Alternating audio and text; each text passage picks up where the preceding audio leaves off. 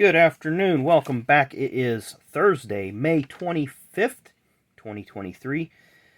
We have some birthdays, including an error that I made yesterday, and some pretty high-profile events. So with that, we're going to start in 1975 on this day. Richard Petty won the World 600, not the Coca-Cola 600, the World 600. But kind of, I don't want to say underscoring that event, but in the future, we'd learn that this was Dale Earnhardt's debut race, his first Cup Series race. And he finished kind of mid-pack, driving for Edna Gree, the number 8 car. We've all seen the pictures. So he made a very quiet debut, not much fanfare at all. Petty winning that day is obviously the big story, but when you look back and look back on what happened with Dale's career, definitely that's the bigger event. Two pretty good one event, 1980, Indy 500, Johnny Rutherford won. Tim Richmond was Rookie of the Year and ended up getting a ride on JR's car on the cool-down lap. There's a lot of video of that, and Tim ran out of gas on the last lap, and Johnny, being the good sportsman, picked him up, and Tim rode all the way to the entrance to Victory Lane. Johnny tried to get him to go in, but Tim wouldn't. On this day in 1985, 5 years to the day of his Indy 500 Rookie of the Year run, Tim Richmond wins his first Busch Series race, late model sportsman as it was called at the time, the Winn-Dixie 300 at Charlotte. Excuse me. This race has a pretty savage-looking crash. Bosco Lowe spun out coming through the dogleg and then went back up on the track. He was rear-ended, I believe, by Robert Ingram Jr. I can't remember. There's video of it on YouTube. Go check it out. Bosco Lowe, 1985 Charlotte crash. Obviously, the fuel cell basically just blew apart and the car became engulfed in flames. Bosco got out uninjured, but it was a pretty scary sight at the time. But also on this date, at the same track, the first Winston ran. So what is now the All-Star race was called the Winston. It had 12 drivers, all of which were previous winners in the 1984 season.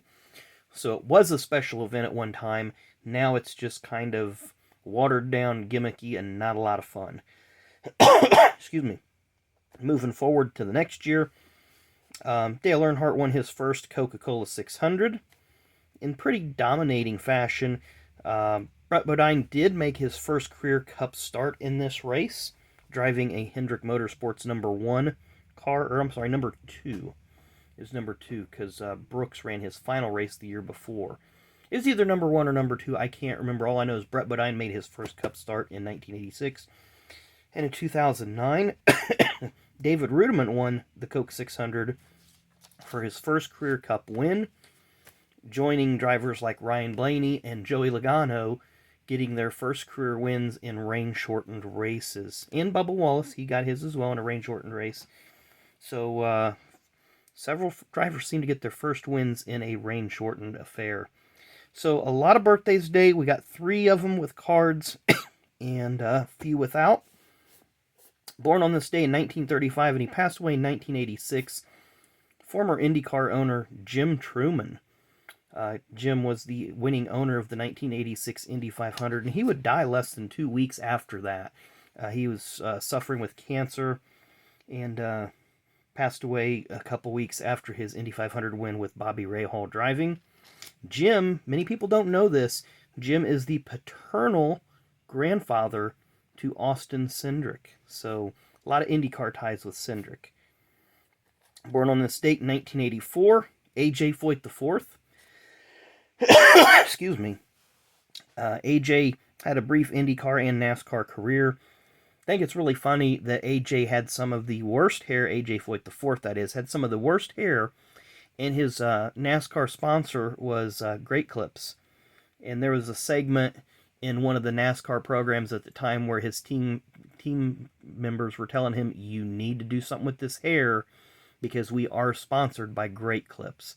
So kind of funny story there. Born on this date in 1993, son of a Hall of Famer, Ross Kenseth. So not sure what Ross has been doing lately. I don't know that he even really races anymore. You don't hear his name very much. But our 3 birthdays that we do have cards of, I'll start with this one, born on this date in 1957. I had him yesterday, but the websites were, one, give me the wrong information, and I didn't double check, which I should have.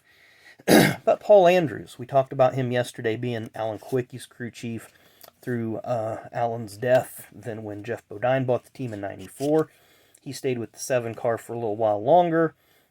They didn't have the success they wanted. He moved to Mayfield's team for a little bit. I know he went to DEI for a hot minute with the 1 car and Steve Park. Then I know he ended up in ARCA a few years ago. I met him at Raceway Park. Got him to sign a couple cards. Excuse me. I mowed a lot yesterday, and I'm paying for it today.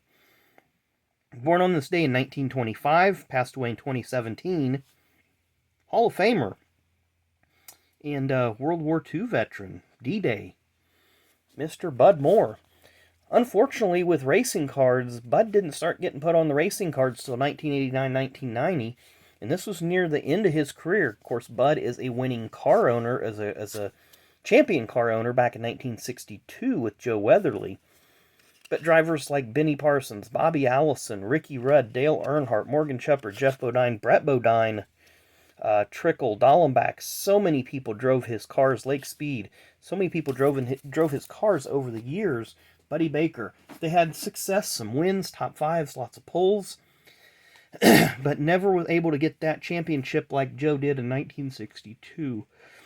But Bud, with podcasts, people tell stories and you learn a little bit more, and a lot of drivers kind of had the same consensus that Bud Moore didn't keep up technologically with the way he should have and started falling behind, and you can kind of see that with the performance. They were consistently in the 70s and in the 80s, top 10 every week.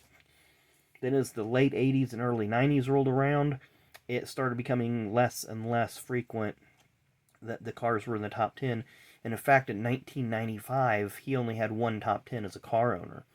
So you can just see how far that the team struggled.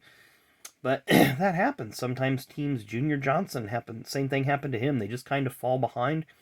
Doesn't tarnish, in my opinion, doesn't tarnish their image or who they are. They're still a Hall of Famer, still had a great career, still a lot of respect for the man. A lot of great stories about Bud Moore, but unfortunately, they just didn't keep up. And our final birthday for the day would have been 100 years old today, passed away in 2001. I'd like to see him at least get on the Hall of Fame ballot, but highly unlikely that he will. And this is something that I argue with the talking heads of the NASCAR shows, both radio and TV. It's Hall of Fame, not Hall of Numbers. Hall of Fame. What are you famous for? How do people know you? Why do people know you? What made you famous? It's Hall of Fame, not Hall of Numbers. And that man would be Mr. Smokey Yunick. Of course, he ran the garage in Florida for many years at Daytona. Owned a few cars. I think as a car owner, he didn't win a whole lot. Only won maybe 10 or 12 races as a car owner.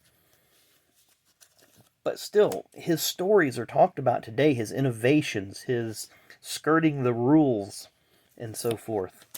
This is one of my... I really like this series by Upper Deck. But give you a little bit of information there about Smokey. But without question, in my opinion, Smokey Yunick should be in the Hall of Fame. Because, again, I'm going to argue it. Hall of Fame, not Hall of Numbers.